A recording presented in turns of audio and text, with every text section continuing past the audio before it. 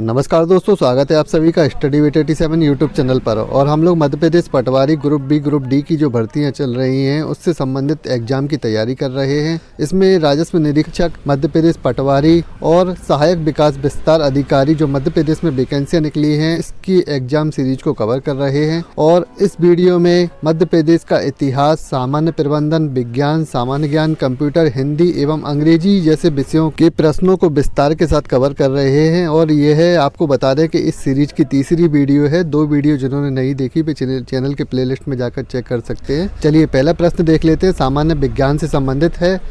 प्रश्न है, stainless steel निम्न में से मिश्र धातु है। तो पूछा गया है स्टेनलेस स्टील में कौन कौन सी धातुएं मिली हुई हैं। तो पहला ऑप्शन है आयरन और क्रोमियम, दूसरा आयरन और निकेल, तीसरा है आयरन, क्रोमियम और निकेल, चौथा है निकेल और क्रोमियम। तो इसका जो सही आंसर है वह है आयरन, क्रोमियम और निकेल। ये तीनों धातुएं इसमें मिली हुई है। इन तीनों धातुओं का मिश्रण है स्टेनलेस स्टील। और आपको बता दें कि स्टेनलेस स्टील में क्रोमियम धातु का उपयोग जंग रोकने के लिए किया जाता है। यह अलग से प्रश्न पूछा जाता है कि स्टेनलेस स्टील में जंग क्यों नहीं लगती है, किस धातु के कारण स्टेनलेस स्टील में जंग नहीं लगती है, यह प्रश्न पूछा जाता है। तो याद रखिएगा, क्रोमियम धातु के मिश्रण के कारण ही स्टेनलेस स्टील में जंग नहीं लगती है। आपने अक्सर देखा होगा कि लोहे में जंग लग जाती है परंतु स्टील में जंग नहीं लगती है। तो लोहे में जो जंग लगती है वह हवा के प्रभाव में आने के कारण लोहे में जंग लग जाती है। इसीलिए स्टेनलेस स्टील में क्रोमियम मिलाया जाता है ताकि उसमें जंग ना लग सके। स्टील के बर्तन आपने घरों में यूज किए होंगे जिसमें थाली, कटोरी, गिलास ये सब स्टील के बने होते हैं। चलिए अगला प्रश्न देख लेते हैं। अगला प्रश्न सामान्य विज्ञान से ही संबंधित है। कोशिका को ट्रैफिक पुलिस किसे कहा जाता है, यानी कोशिका का ट्रैफिक पुलिस किसे कहा जाता है। तो यहाँ ऑप्शन दिए गए हैं लाइसोसोम, गाल्जिकाए, राइबोसोम और इनमें से कोई नहीं। तो इसका जो सही आंसर है वह है गाल्जिकाए। कोशिका से संबंधित प्रश्न अक्सर परीक्षाओं में पूछे जाते हैं। तो सबसे पहले गाल्जिकाए के विषय में आपको बता देते हैं कि गाल्जिकाए का एक प्रमुख कार्य क्या होता है। तो प्रोटीन का रूपांतरण करना भी गाल्जिकाए का एक प्रमुख कार्य है। गाल्जिकाए एक कोशिका झिल्ली होती है जिसमें जालीनुमा एक झिल्ली बनी होती है और इसी गाल्जिकाए को ट्रैफिक पुलिस भी कहा जाता है कोशिका का। तो दोनों बातें याद रखिएगा। इसके अलावा आपको बता दें कि जो लाइसोसोम है इसे कोशिका का मृत्यु गृह कहा जाता है और जो राइबोसोम है इसे प्रोटीन निर्माण की फैक्ट्री भी कहा जाता है। तो तीनों बातें याद रखिएगा। अगर पूछा जाता है कोशिका की प्रोटीन निर्माण की फैक्ट्री किसे कहा जाता है तो राइबोसोम को कहा जाता है और कोशिका का जो मृत्यु गृह है वह लाइसोसोम को कहा जाता है। और इसके अलावा कोशिका का जो ट्रैफिक पुलिस है वह गाल्जिकाए को कहा जाता है और गाल्जिकाए का प्रमुख कार्य प्रोटीन का रूपांतरण करना भी है। तीनों बातें याद रखिएगा। चलिए इसके अलावा देख लेते हैं अगला प्रश्न सामान्य प्रबंधन से लिया गया है। व्यवसाय का सामाजिक उत्तरदायित्व किस पर आधारित है, यानी व्यापार का सामाजिक उत्तरदायित्व पूछा गया है किस पर आधारित है। यहाँ ऑप्शन दिए गए हैं सेवा उद्देश्य, लाभ उद्देश्य, इंटर्नशिप सिद्धांत और ए और सी दोनों, यानी सेवा उद्देश्य और इंटर्नशिप सिद्धांत, यह दोनों इसके आंसर हो सकते हैं। तो इसका सही आंसर आपको बता दें कि ए और सी दोनों ही है। और नीचे दिया गया है सामाजिक उत्तरदायित्व के अंतर्गत अच्छी गुणवत्ता वाली सेवा प्रदान करना होता है। तो हम आपको बता दें कि सामान्य प्रबंधन के अंतर्गत अगर कोई व्यवसाय करता है तो उसका एक सामाजिक उत्तरदायित्व भी होता है और इस उत्तरदायित्व के अंतर्गत उसको एक अच्छी गुणवत्ता वाली सेवा प्रदान करना है, यानी अच्छे प्रकार की वस्तुओं को बेचना होता है और जिससे पर्यावरण और ग्राहक दोनों ही संतुष्ट रहें, यही इसका अर्थ है। चलिए चौथा प्रश्न देख लेते हैं। सामान्य प्रबंधन से लिए गया प्रश्न है। कारपोरेट सामाजिक उत्तरदायित्व जिसे इंग्लिश में शॉर्ट में कहते हैं CSR।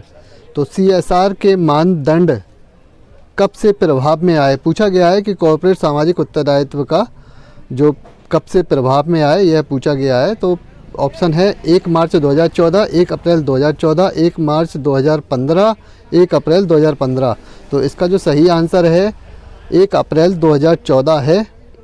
1 अप्रैल 2014 से इसके मानदंड जो हैं वह प्रभाव में आए थे और ये क्या है इसके बारे में आपको बता देते हैं।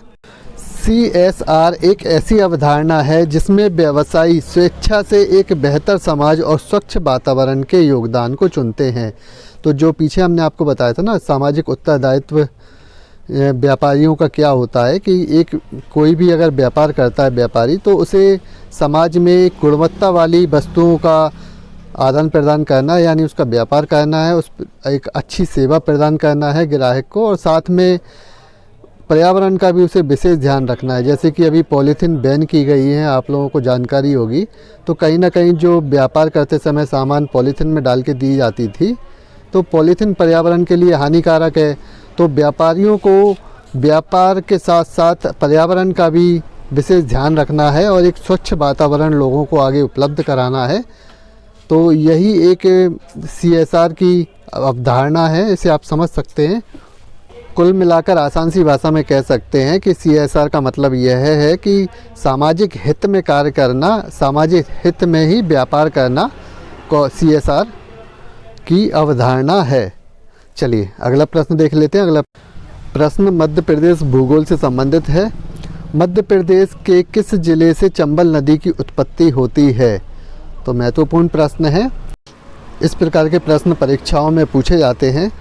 तो आपको बता दें कि मध्य प्रदेश की जो नदियां हैं उनके बारे में आपको ज़रूर पढ़ना है, यहाँ से प्रश्न परीक्षा में देखने को मिल सकता है। तो मध्य प्रदेश की जो चंबल नदी है, इसकी उत्पत्ति किस ज़िले से हुई है, यही प्रश्न में पूछा गया है। इंदौर, खंडवा, रायसेन और ग्वालियर। तो इन चारों में से आपको बता दें कि इसका जो सही आंसर है वह है इंदौर। और इसके बारे में नीचे लिखा है कि चंबल नदी उत्तर प्रदेश में यमुना से मिलने से पूर्व राजस्थान और मध्य प्रदेश के मध्य सीमा बनाती है। तो ऐसी नदियों के बारे में आपको बता दें कि प्रश्न ज़रूर पूछे जाते हैं जो दो राज्यों की सीमा बनाती है। तो ये चंबल नदी के बारे में आप याद रखिएगा कि उत्तर प्रदेश में जब यह यमुना नदी में मिलती है तो उससे पूर्व राजस्थान और मध्य प्रदेश के मध्य सीमा बनाती है। और आपको बता दूं कि आप किसी भी राज्य का एग्ज़ाम दे रहे हो, आपको उस राज्य का नक्शा आपके दिमाग में बिल्कुल छपा होना चाहिए कि किस राज्य की सीमा किस अन्य राज्यों से मिलती है। ये सारी बातें आपको नक्शे के आधार पर पता होना चाहिए।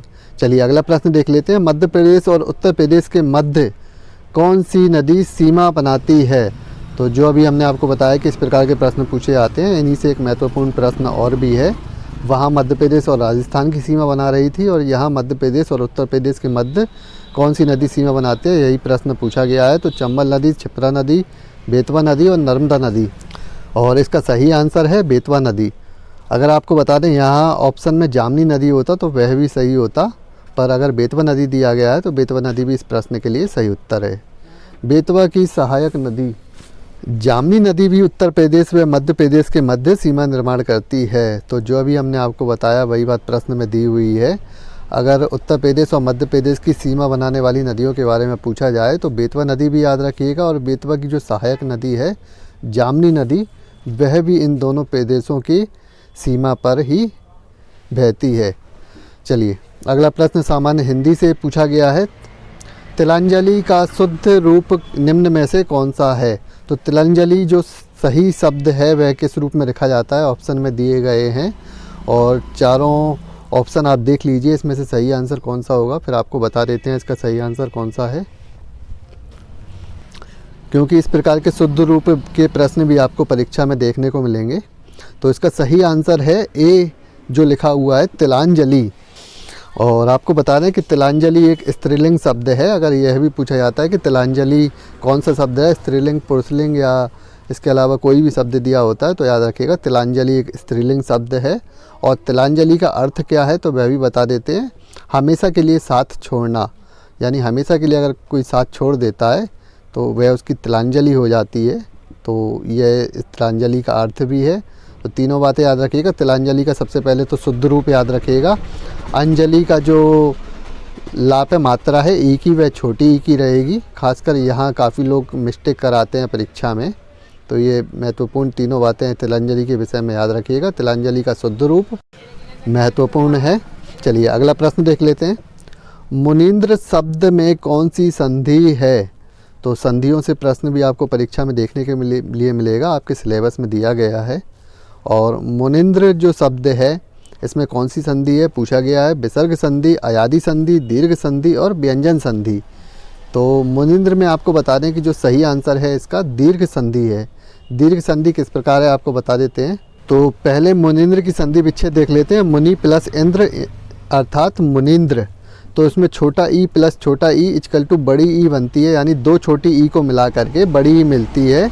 और जब भी किसी संधि में दीर्घ स्वर प्राप्त होता है, जैसे बड़ा आ, बड़ी ई, बड़ा ऊ, तो उस जगह पर दीर्घ संधि होती है, यह बात याद रखिएगा।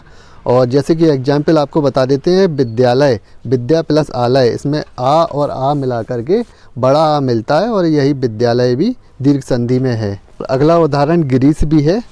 चलिए अगला प्रश्न देख लेते हैं। अगला प्रश्न सामान्य विज्ञान कंप्यूटर से लिया गया है, यानी कंप्यूटर विज्ञान से लिया गया है। डैश कंप्यूटर को चालू करने और सिस्टम को पावर देने की प्रक्रिया है। तो पूछा गया है कंप्यूटर को चालू करने और सिस्टम को पावर देने की प्रक्रिया क्या कहलाती है। तो पहला ऑप्शन है रीडिंग, दूसरा सेविंग, तीसरा लोडिंग और चौथा बूटिंग। तो आपको बता दें कि कंप्यूटर साइंस में कंप्यूटर को चालू करने की प्रक्रिया कहलाती है बूटिंग। इसके अलावा आपको बता देते हैं कि बूटिंग 2 प्रकार की होती है कंप्यूटर में। तो बूटिंग की जो 2 प्रकार हैं वह है कोल्ड बूटिंग और वार्मिंग बूटिंग। कोल्ड बूटिंग आपको बता दें कि अगर कंप्यूटर बंद है और उसको चालू किया जाता है तो यहाँ कोल्ड बूटिंग होती है, और अगर कंप्यूटर को अगर रीस्टार्ट किया जाता है तो यहाँ वार्मिंग बूटिंग कहलाती है। चलिए अगला प्रश्न सामान्य अंग्रेजी से लिया गया प्रश्न है, फाइंड द सिनोनिम वर्ड। तो सिनोनिम वर्ड पूछा गया है ग्रीवेंस का, और इसमें 4 ऑप्शन दिए गए हैं, कंप्लेन, एब्रेशन, डिप्रेशन और जॉयफुल।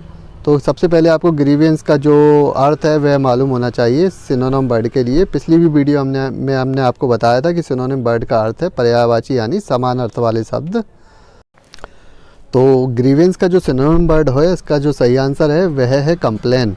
और कंप्लेन किस प्रकार है उसको बता देते हैं। तो कि जो ग्रीवेंस शब्द का जो अर्थ होता है वह व्यथा अथवा शिकायत होती है, और कंप्लेन करना भी शिकायत करना होती है, इसके बारे में तो सभी बच्चे जानते ही हैं। और आपको अगला बता देते हैं कि डिप्रेशन का जो अर्थ है वह है लंबे समय तक दुख में रहना।